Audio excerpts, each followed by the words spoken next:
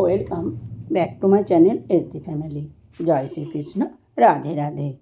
SD ফ্যামিলির পক্ষ থেকে সবাইকে স্বাগতম। সবাইকে জানাই গুড মর্নিং, শুভ সকাল।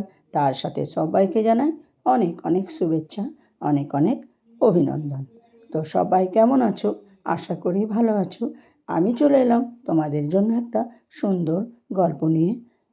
গল্পটি শেষ পর্যন্ত শোনার জন্য অনুরোধ রইল। আর বেশি কোথায় গেলাম না, চলো সরাসরি গল্পে চলে যাই। স্কুলে ভর্তি হওয়ার পর প্রতিদিন স্কুলে নিয়ে যাওয়া আসার জন্য একটা রিক্সার ব্যবস্থা করে দিয়েছিল আমার বাবা। আমি প্রতিদিন রিক্সা করে স্কুলে যেতাম, সঙ্গে আমার মাও যেত। মা বেশি দিন আর আমার সাথে যেতে পারলো না। বছর দেড়েক পর আমার মাও চাকরি পেয়ে গেল। তারপর থেকে আমি একাই যেতাম। রিক্সা কাকুর ওপর আমার বাবা মা ভীষণ ভরসা করত। আমি ছোট থেকে ওনাকে রিক্সা কাকু বলেই ডাকতাম। মা আমাকে ভীষণ বকাবকি করতো রিক্সা কাকু বলতাম বলে। মা বলতো ওনার নিজস্ব একটা নাম পরিচয় আছে, তাই কাউকে ওভাবে সম্বোধন করা উচিত নয়। রিক্সা কাকু না বলে এমনি কাকু বললেই তো ডাকতে পারো। আমি মায়ের কথা শুনতাম না, আমি রিক্সা কাকুই বলতাম। মা রেগে গিয়ে কিছু বলতে গেলে রিক্সা কাকু বলতো, থাক না বৌদি, ও বাচ্চা মানুষ, ও যেটা বলে আনন্দ পায় সেটাই বলুক না। ওর রিক্সা কাকু ডাকটা আমার শুনতে বেশ ভালোই লাগে। রিক্সা কাকু আমাকে খুব ভালোবাসতো। আমি রিক্সা করে স্কুলে যেতাম আর রিক্সায় বসে বসে কত কথা বলে যেতাম। এটা ওটা সেটা জিজ্ঞাসা করতাম। কোনো দিন এতটুকুও বিরক্ত হতো না রিক্সা কাকু। মনে আছে একবার জিজ্ঞেস করেছিলাম, তুমি বাস চালাতে পারো? রিক্সা কাকু বলেছিল, মানুষ পারে না এমন কিছু নেই, তাহলে তুমি কষ্ট করে রিক্সা চালাও কেন? তোমার তো পা ব্যথা করে, বাস চালানো আরও সহজ, শুধু বসে থাকলেই হবে। তুমি ঠিক বলেছ দিদিমণি। রিক্সা কাকু আমাকে দিদিমণি বলে ডাকতো। আস্তে আস্তে রিক্সা কাকু হয়ে গেল আমার বন্ধু। আমার মনে যাবতীয় প্রশ্ন সব রিক্সা কাকুকেই করতাম। মাঝে মধ্যে রিক্সা কাকুকে আবদার করে বলতাম, এটা কিনে দাও, ওটা কিনে দাও।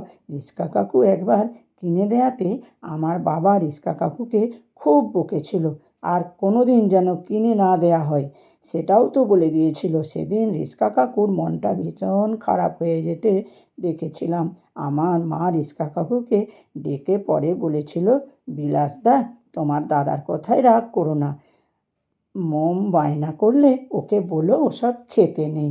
না বৌদি, আমি রাগ করিনি, দিদিমণির মতো আমারও তো ছেলে মেয়ে আছে, আমি রিক্সা চালালেও আমি তো একজন বাবা। আমি এই কথাগুলো আড়াল থেকে শুনেছিলাম। তারপরের দিন রিক্সায় যেতে যেতে জিজ্ঞাসা করেছিলাম, রিক্সা কাকু, তোমার ছেলে মেয়েরা কোথায় থাকে? বলেছিল বাড়িতে। তাহলে ওরা যখন স্কুলে যায় ওদের কে নিয়ে যায়?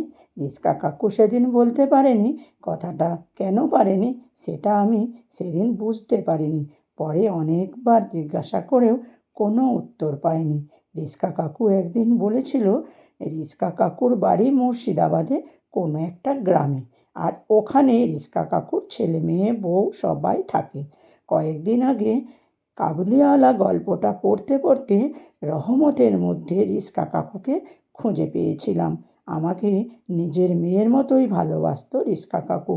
মনে আছে বৃষ্টির দিনগুলোতে আমি যাতে একটুও ভিজে না যাই সেই চেষ্টা করতো। বৃষ্টির এক ফোঁটা জল আমার গায়ে লাগতে দিত না। আমি ইচ্ছে করে ভিজতে চাইলে বলতো, দিদিমণি, বৃষ্টির জলে ভিজলে অনেক ওষুধ খেতে হবে, তখন ওষুধ খাবে তো? আমি ওষুধ খেতে পছন্দ করতাম না, আর সেটা রিক্সা কাকু ভালোই জানতো। বৃষ্টির দিনে আমাকে রিক্সা থেকে নামতেই দিত না, কোলে করে আমাকে রিক্সা থেকে নামিয়ে বাড়ির ভিতরে পৌঁছে দিত। বৃষ্টির দিনগুলো ছিল আমার কাছে খুব আনন্দের দিন।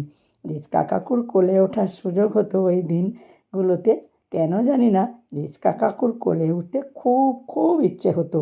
একটা আপনত্বের ছোঁয়া পেতাম। মনে আছে একটা ঘটনা, আমি তখন 4-এ পড়ি, স্কুলের পরীক্ষা চলছে। পরীক্ষার দিনগুলোতে মা ছুটি নিত আর আমার সঙ্গে যেত।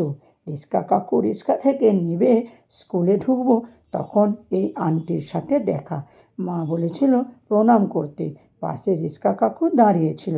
আমি রিক্সা কাকুকেও প্রণাম করেছিলাম। পরে ওই আন্টি আমাকে আমার মাকে বলেছিল, তোমার মেয়ে তো রিক্সাওয়ালাকেও প্রণাম করে ফেললো। একজনকেও প্রণাম করতে গেলে পাশে যদি কোনো গুরুজন থাকে তাকেও প্রণাম করতে হয়। এটা আমি ওকেই শিখিয়েছিলাম।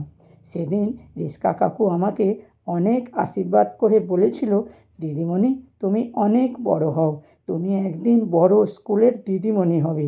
এইভাবে টানা 6 বছর রিক্সা কাকুই ছিল আমার স্কুল যাওয়া আসার সঙ্গী। বিনিময়ে সামান্য কিছু টাকা রিক্সা কাকু পেয়েছে, কিন্তু রিক্সা কাকুর থেকে আমি যা পেয়েছি সেটা কোনো দিন টাকার অঙ্কে হিসাব হবে না।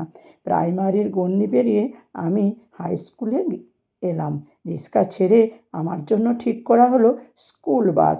রিক্সা কাকুর ছুটি হয়ে গেল। বাবা বলে দিল, সামনের মাস থেকে আর রিক্সা লাগবে না বিলাস, মোম এখন বাসে করে স্কুলে যাবে। রিক্সা কাকু এমন কথা শুনে কান থেকে গামছাটা টেনে নিয়ে কপাল থেকে মুখটা মুছে নিচ্ছিল। জানি না সেদিন মাথার ঘাম মুছেছিল নাকি চোখের জল। তারপর থেকে আমি বাসে করে স্কুলে যেতাম। আমি বাসের জানালা দিয়ে দেখতাম রিক্সা কাকু কিছুতেই বাসটাকে ধরতে পারছে না, খুব জোরে জোরে পা চালাচ্ছে। রিক্সা কাকু রিক্সায় তখন অন্য যাত্রী, না আমার স্কুল বাসটার সাথে পেরে উঠতে পারেনি রিক্সা কাকু। আমি মনে মনে বলতাম, ঠাকুর রিক্সা কাকু রিক্সাটাকে বাসের সামনে এগিয়ে দাও, রিক্সা কাকু জিতে যাক। রিক্সা কাকু হয়তো কোনো দিনই জিততে পারেনি। রিক্সা কাকু রিক্সা ছেড়ে দেওয়ার পর আমি দেখতাম রিক্সা কাকু আমাদের বাড়ির সামনে দিয়ে কতবার খালি রিক্সা নিয়ে যাওয়া আসা করতে। বাড়ির সামনে এসে রিক্সার ভিপুটা বাজিয়েছে জোরে জোরে। কোনো দিন হয়তো রিক্সা কাকুকে ডেকে কথাও বলেছি, হয়তো আমার জন্যই এদিকে আসতো। এখন ভাবি রিক্সা কাকুর নামটা কে রেখেছিল? বিলাস, যার নাম তো জীবনের কোনো বিলাসিতার সুযোগই ছিল না। তারপর থেকে কতগুলো বছর কেটে গেছে। আজ আমি অনেক বড় হয়ে গেছি, স্কুলের দিদিমণি হয়েছি। বাড়ি থেকে 1 ঘন্টা রাস্তা জার্নি করে স্কুলে যাই। বাস থেকে নেমে আমি প্রতিদিন রিক্সা করেই স্কুলে যাই। আমাকে অনেকেই বলে, কি বোকা তুমি, টোটো করে যেতে পারো তো, সময়টা কম লাগে। তাহলে আমি শুধু হাসি। হয়তো ওদের কথাতে আমি বোকা। এখন প্রতিদিন রিক্সা করে স্কুল যেতে যেতে প্রতিনিয়ত মনে পড়ে যায় সেই রিক্সা কাকুর কথা। রিক্সা কাকু মাথায় হাত রেখে একদিন যে আশীর্বাদ করেছিল সেটা আজ সত্যি হয়েছে। কিন্তু রিক্সা কাকু, জানি না সেই রিক্সা কাকু এখন কেমন আছে, কোথায় আছে। প্রতিদিন কত রিক্সা দেখি, চোখের সামনে দিয়ে বেরিয়ে যায় তারা, কিন্তু সেই রিক্সা কাকু আর দেখা মেলে না।